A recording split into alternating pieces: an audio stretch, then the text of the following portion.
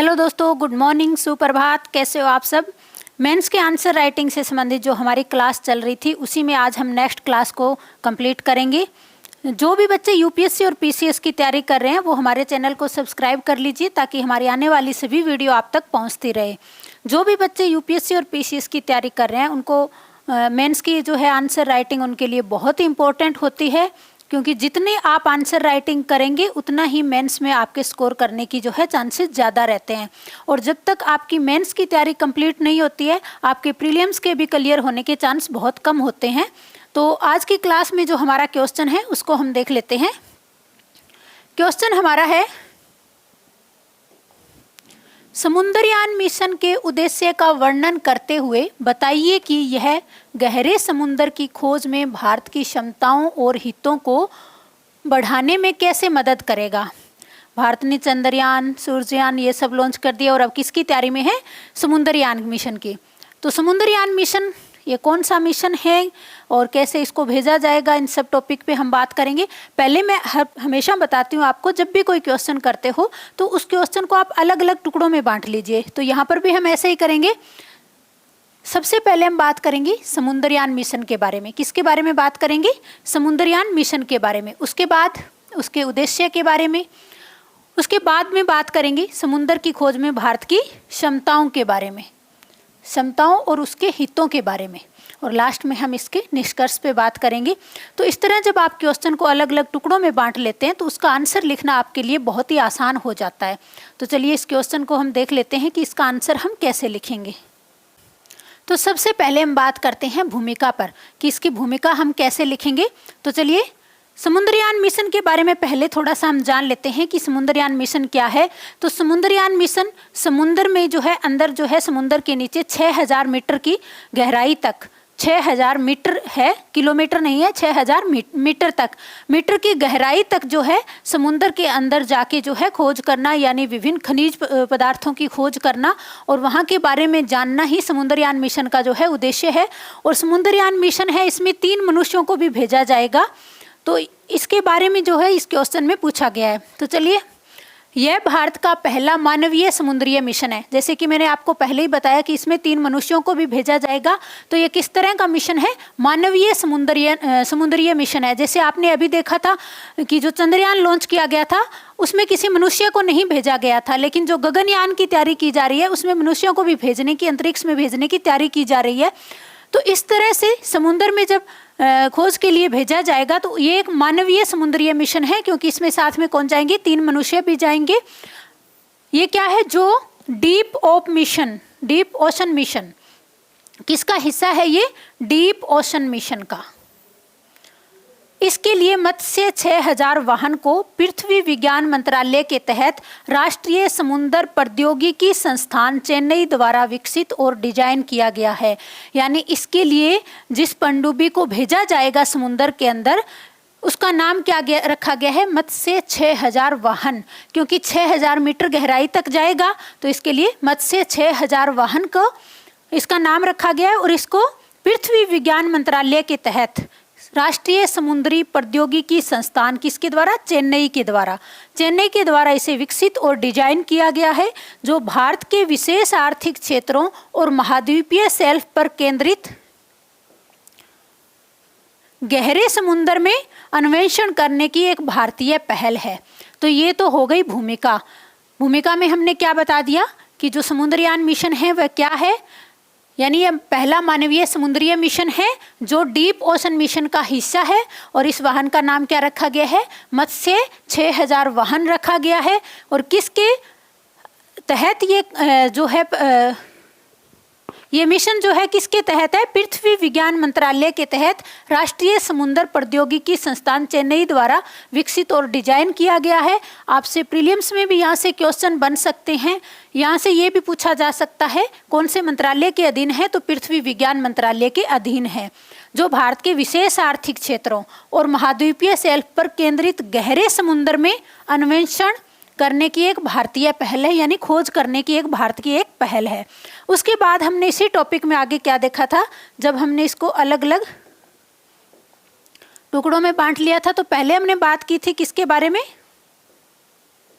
समुद्रयान के बारे में, तो ये हमने भूमिका में बता दिया है। अब हम बात करेंगे इसके उद्देश्य के बारे में और बाद में इसकी क्या बात करेंगे, भारत की क्षमताओं और हितों की बात करेंगे। तो पहले हम उद्देश्यों को देख लेते हैं कि इसके उद्देश्य क्या क्या है।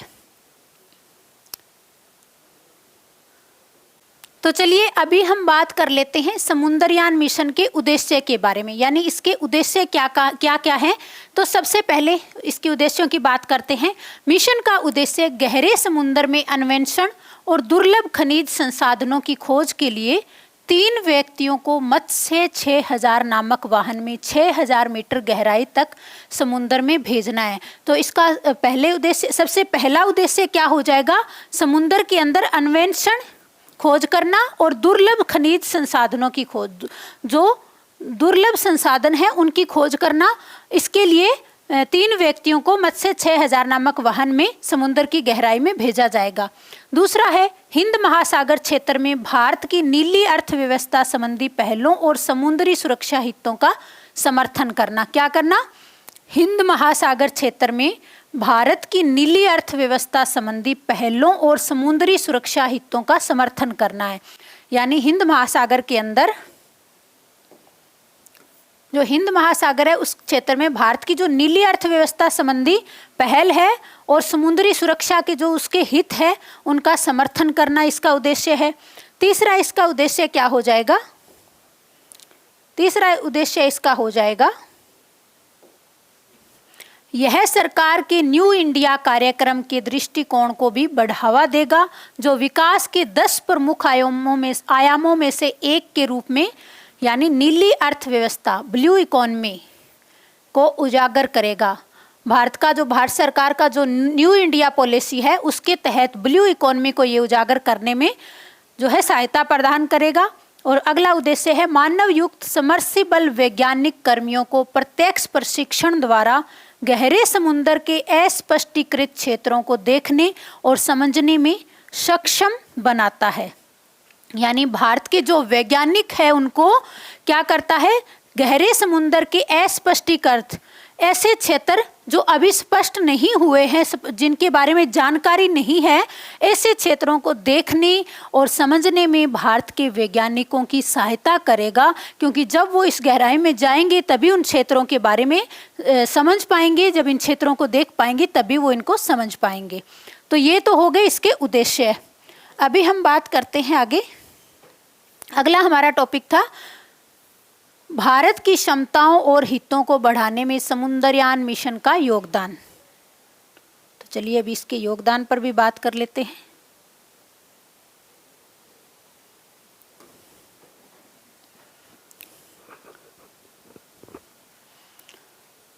भारत की क्षमताओं और हितों को बढ़ाने में समुद्रयान मिशन का योगदान। तो सबसे पहले पॉइंट में हम क्या लिखेंगे, सामुद्रिक क्षेत्र में भारत के वैज्ञानिक ज्ञान और नवाचार को बढ़ावा देना।